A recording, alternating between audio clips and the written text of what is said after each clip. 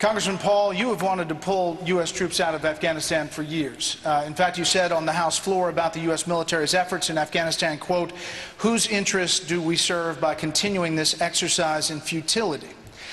So if President Paul had been running things and troops were already out of Afghanistan, wouldn't that mean that Osama bin Laden would be alive today? Absolutely not. I mean, he wasn't caught in Afghanistan. Nation building in Afghanistan and telling those people how to live and getting involved in running their country hardly had anything to do with finding the information where he was being held in a country that we give billions of dollars of foreign aid to. At the same time, we're bombing that country. So it's the policy that's at fault. No, not having the troops in Afghanistan wouldn't have hurt. But we went to Afghanistan to get him, and he hasn't been there. Now that he's killed, boy, it is a wonderful time for this country now to reassess it and get the troops out of Afghanistan and end that war that hasn't helped us and hasn't helped anybody in the Middle East.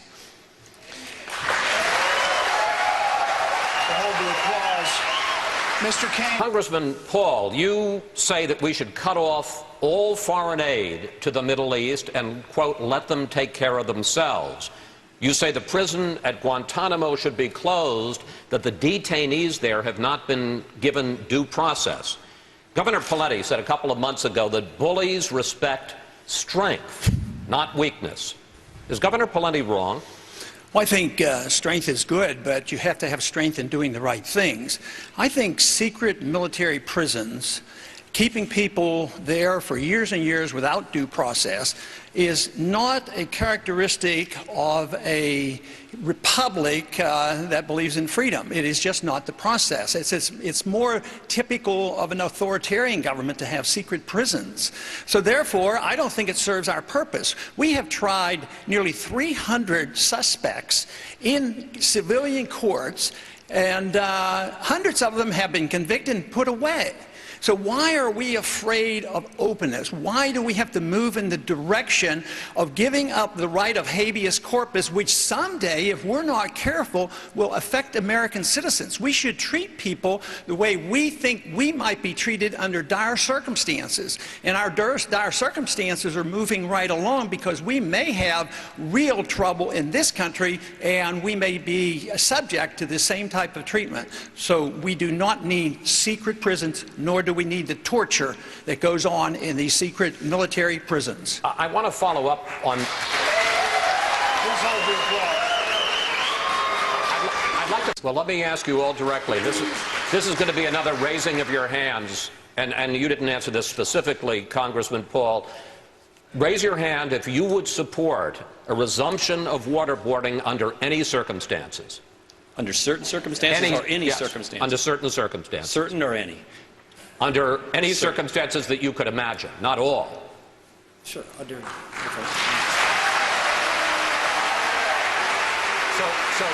just to be clear, the three of you under individual case-by-case basis would support waterboarding. Congressman Paul, you would not. No, I would not. And Governor Johnson, you would not. Anything. I would not. Okay. Well, that's just simply not true, Ron. I mean, the fact is that what we found is that some of this information that we find out that led to Osama bin Laden actually came from these enhanced interrogation techniques. Congressman Paul, you have said that medical malpractice awards are creating a crisis in the medical industry, driving doctors out of the business.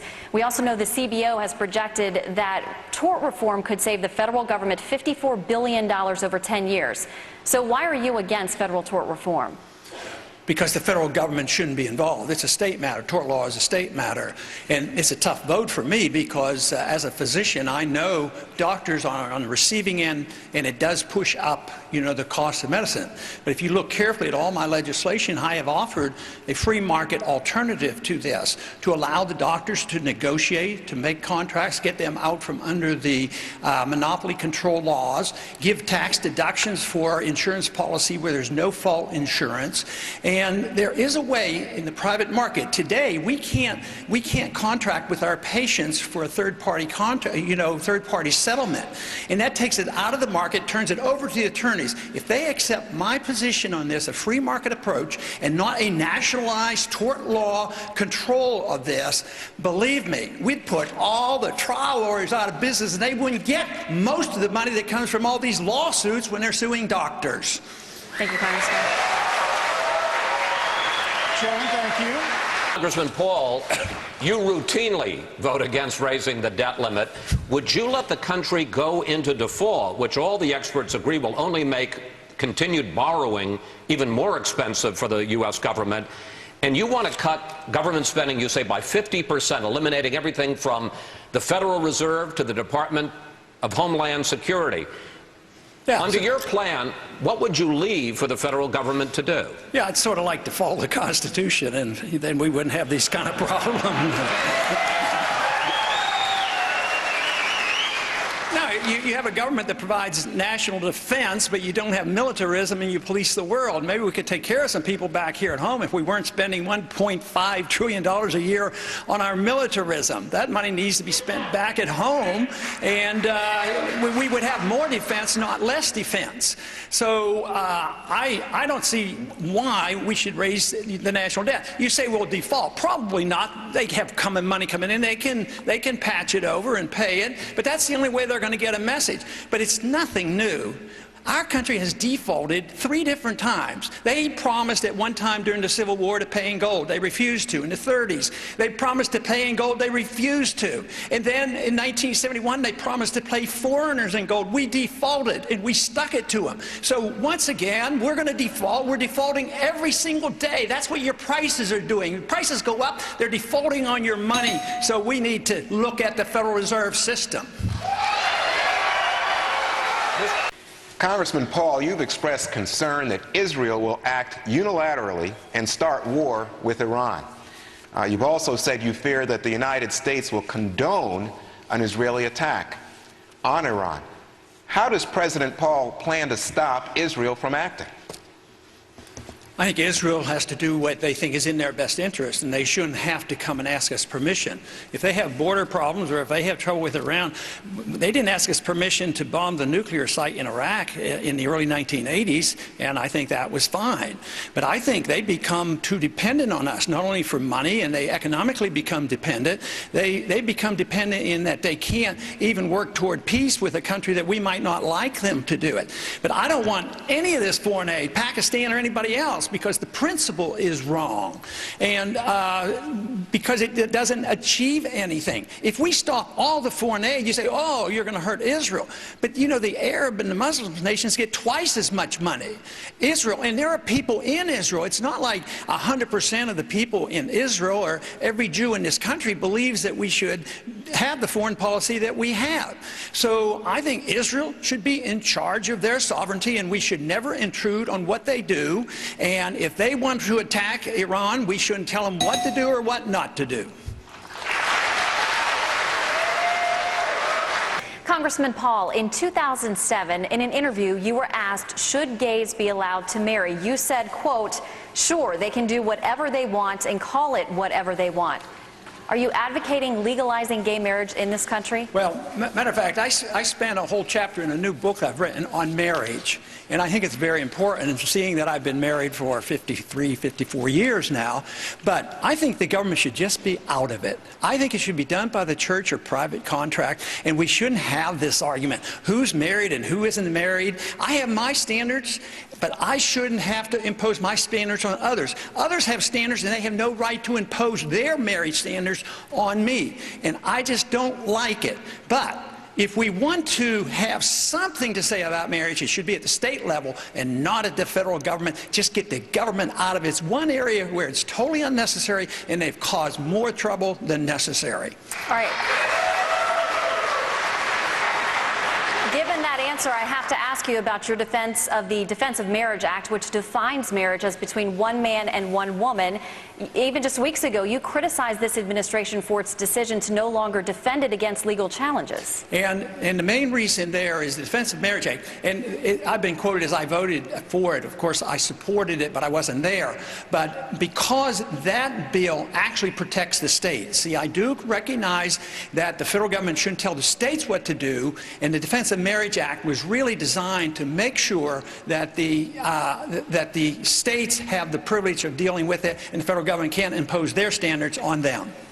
Here in South Carolina, as you heard before, the GOP is up in arms over a decision by the General Counsel of the National Labor Relations Board challenging the Boeing company for moving jobs to a right-to-work state.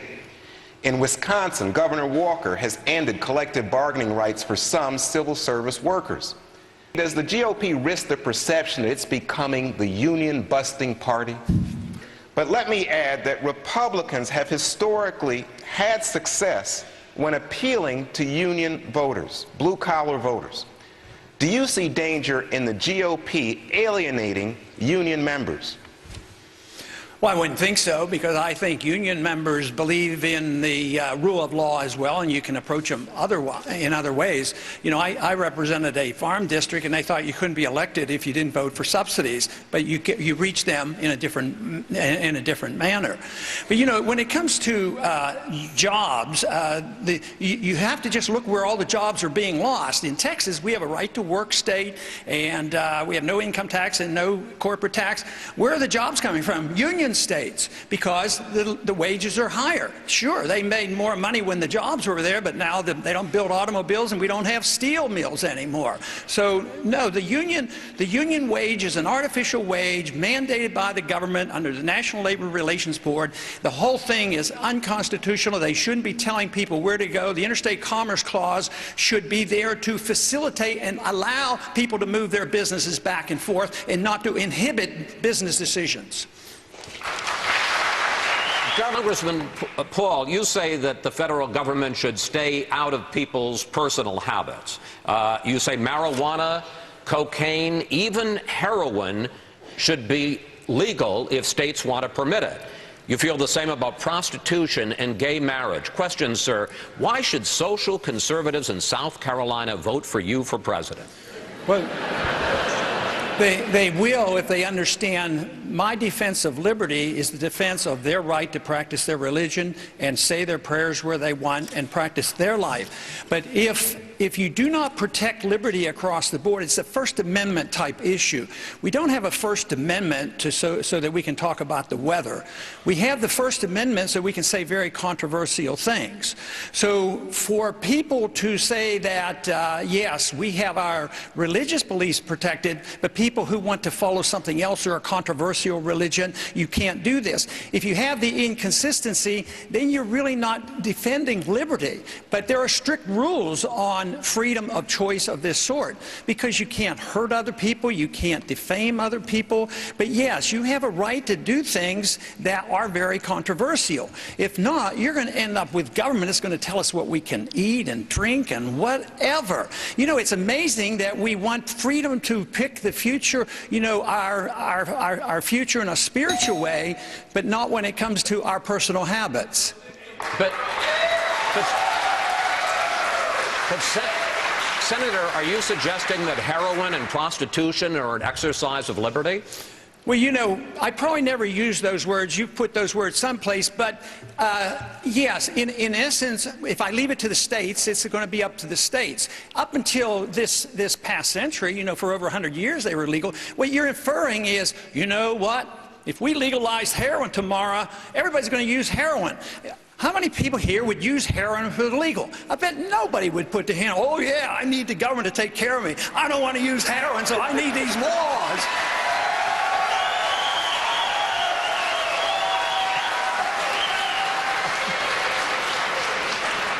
I never thought heroin would get applause here in South Carolina. Depending on the poll, President Obama is getting a bump after the mission to kill Osama bin Laden.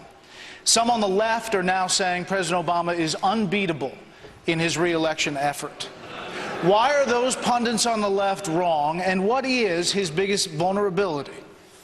Congressman Paul. His biggest vulnerability will be the economy and high prices. He hasn't dealt with that because he doesn't understand the business cycle, as so many others don't. So the economy will be the big issue. My theory is that people vote from their bellies because it's whether they're hungry or not or have jobs and need things. That's why people vote.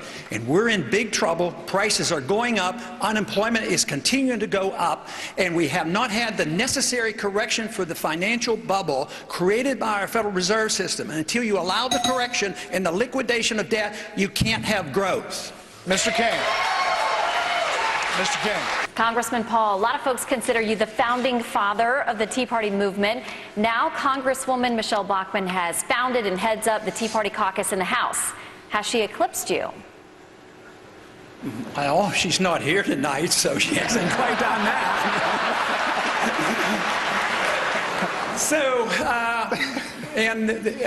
We attend Tea Party meetings together, and of course the Tea Party movement was started during the last campaign when there was a special day where they raised $6 million spontaneously, and that was the beginning of it. But no, I don't feel threatened. Thank you, Congressman. Great. Each candidate has 30 seconds for closing remarks right now. We will go down the row. We begin with Congressman Paul. Congressman. The big issue today is the budget and the deficit. We approach it in Washington by looking at it as an accounting problem, and it isn't. It's a philosophic problem. Until we decide what kind of government we want and what the role of government ought to be, we can't solve it. The role of government ought to be there to protect our liberties and to take care of our personal and provide a free market economy and to provide for the national defense, which means that we bring our troops home and we restore sound money to this country.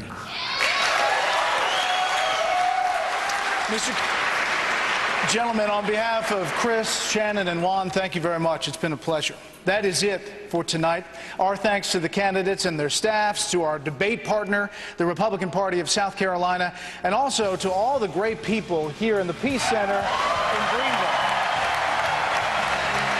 They could not have been more hospitable to us. All the candidates, please note our next debate is in Ames, Iowa on August 11th, right before the famous Ames straw poll. We will see you there. Thanks for watching, and good night.